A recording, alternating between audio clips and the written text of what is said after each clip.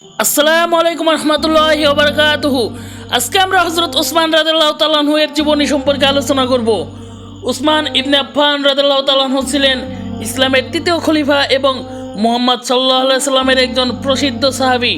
তিনি 644 থেকে 656 সাল পর্যন্ত খিলাফতকে অধিষ্ঠিত ছিলেন এবং খলিফা হিসেবে তিনি 4 জন খুলাফায়ে রাশিদিনের একজন। ওসমান ছিলেন আস-সাবিকুলান আউয়ালুনের প্রথমেই ইসলাম গ্রহণকারীদের অন্তর্ভুক্ত।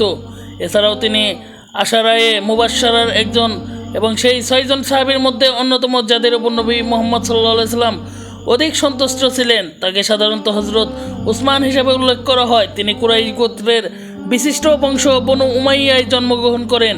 তিনি প্রথম দিকের ইসলামী ইতিহাসে অন্যতম প্রধান ভূমিকা পালনকারী। তিনি কুরআন সংকলনের আদেশ দেওয়ার জন্য পরিচিত ছিলেন।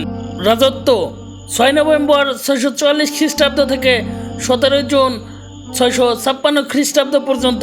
পূর্বসূরি ওমর ইবনুল খাত্তাব রাদিয়াল্লাহু তাআলা আনহু। উত্তরসূরি আলী ইবনে আবু তালিব রাদিয়াল্লাহু তাআলা আনহু। জন্ম 576 বা 579 খ্রিস্টাব্দ 47 হিজরি, তায়েফ আল আরব। মৃত্যু 17 জুন 656 খ্রিস্টাব্দ 18 জিলহাজ 35 হিজরি। 79 বছর বয়সে তিনি খুলাফায়ে রাশিদিনের রাজত্বকালে মৃত্যুবরণ করেন। সমাধি জান্নাতুল বাকি, মদিনা। দাম্পত্য সঙ্গী উম্মে আম আসমা বিনতে আবি জাহেল, রুকাইয়া বিনতে মুহাম্মদ সাল্লাল্লাহু আলাইহি সাল্লাম, উম্মে কুলসুম বিনতে মুহাম্মদ সাল্লাল্লাহু আলাইহি সাল্লাম, ফাতিমা বিনতে আল ওয়ালিদ। পূর্ণ নাম উসমান ইবনে আফফান।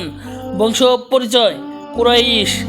পিতা আফফান ইবনে আবি আল আস, মাতা আরওয়া বিনতু কুরাইজ। উসমানের নেতৃত্বে 650 সালে ইসলামী সাম্রাজ্য ফার্স বর্তমানে ইরান এবং 651 সালে খোরাসান বর্তমান আফগানিস্তান অঞ্চলে প্রসারিত হয়েছিল। 640 এর দশকে তার আমলে আর্মেনিয়া বিজয় শুরু হয়েছিল।